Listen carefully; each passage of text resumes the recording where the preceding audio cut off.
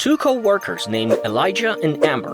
One day, Amber files an HR complaint against Elijah, accusing him of sexual harassment. Apparently, Elijah has been making sexual comments toward Amber since she started working at the company a few weeks ago. Any sexual harassment accusation should be taken very seriously. But as someone who is leading a business, how can you respond to the complaint in a way that upholds the dignity of both parties? Well, you'll be glad to know that there's a book that can give us some answers on this, and that book is the Bible.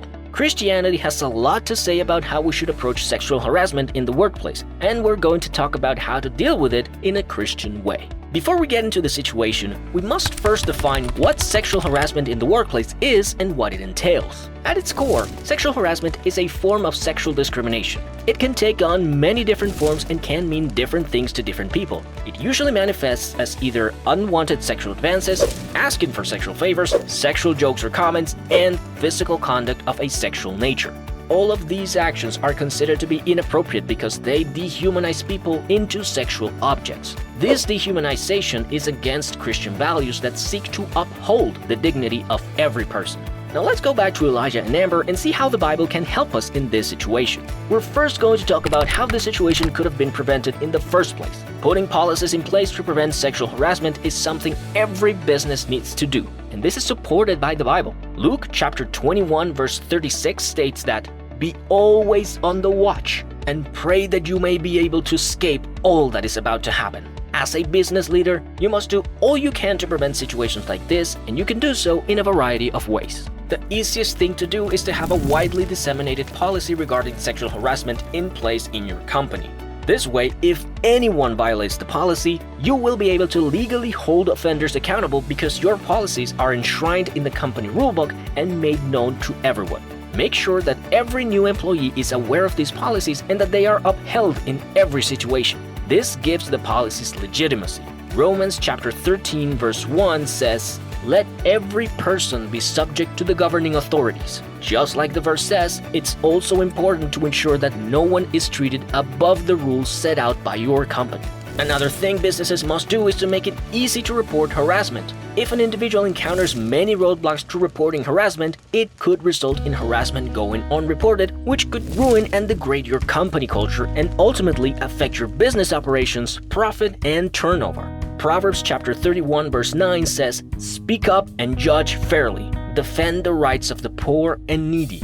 It's important for the business to encourage speaking up when employees experience any kind of harassment. It's also important to ensure that reporters experience no retaliatory behavior when reporting sexual harassment. Now let's get back to Elijah and Amber. Despite your best efforts to discourage sexual harassment, Amber still comes forward and accuses Elijah of making suggestive comments towards her since the start of her employment. Once you receive the complaint, you must handle the entire investigation process with care. Here are some steps you can follow to make sure that everyone is treated fairly.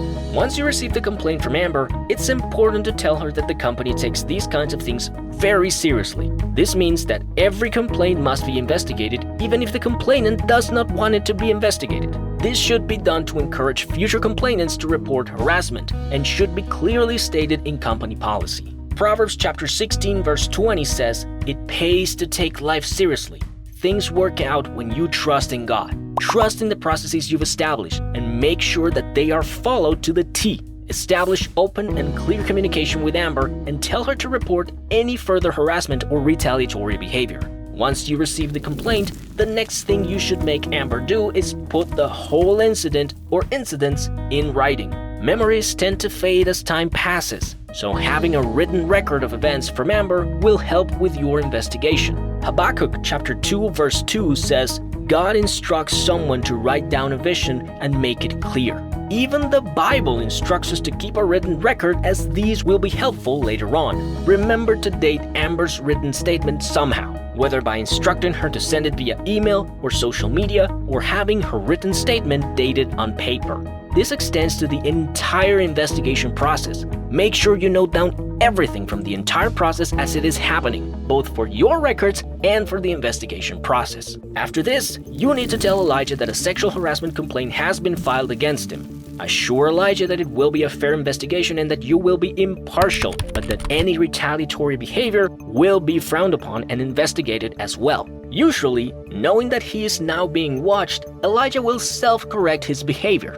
This doesn't mean you should drop the investigation, but telling Elijah about the complaint may discourage future behavior. Luke chapter 17 verse 3 says, Jesus taught to rebuke a brother who sins, but to forgive him if he repents. If Elijah decides to take responsibility and assures management that it will not happen again, he should be welcomed with open arms. He should still have to deal with consequences, but we shouldn't discredit someone trying to be better. After informing Elijah, it's time to launch your investigation. Deuteronomy chapter 13 verses 14 to 15 say, Then you must inquire, probe and investigate it thoroughly.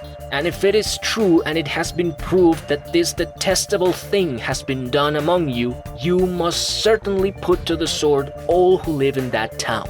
You must conduct your investigation thoroughly, interviewing and getting statements from every involved party, including any potential witnesses. Don't be tempted to make early conclusions. Instead, make sure that everyone is given the chance to speak openly and thoroughly about each situation. Amber and Elijah should be given ample time and space to explain their sides of the story, and the same should be given to any witnesses. For this particular situation, Amber's work friends Chris and Heather also give statements that they were uncomfortable every time Elijah would come to their lunch area wanting to talk to Amber. And Amber's next-door cubicle neighbor, Bianca, also reported Elijah making suggestive comments to Amber. After investigating, Elijah is found to have violated company policy regarding sexual harassment. Now that you've rendered your decision, you must assess what penalty to levy on Elijah.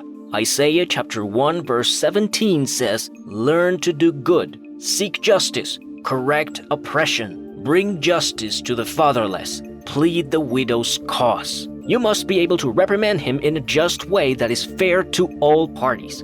After mulling it over, you decide to reduce his salary and mandate him to attend sexual harassment seminars. This, hopefully, is a resolution that appeases all parties. Sexual harassment is something no one wants, but complaints continue to be reported every day by both men and women. As a business owner, you need to make sure that your business is a safe space for everyone. The Bible supports this, and it's in your best interest to make sure everyone feels comfortable at work. If you like this video, be sure to hit the like button as it helps us reach more people. And if you want to see more videos like this, hit subscribe and be sure to click on the bell icon so you don't miss any of our next videos. Comment down below any prayer requests or problems you might be experiencing at work or in your business, or if you're looking for answers on what to do. Till next time, God bless.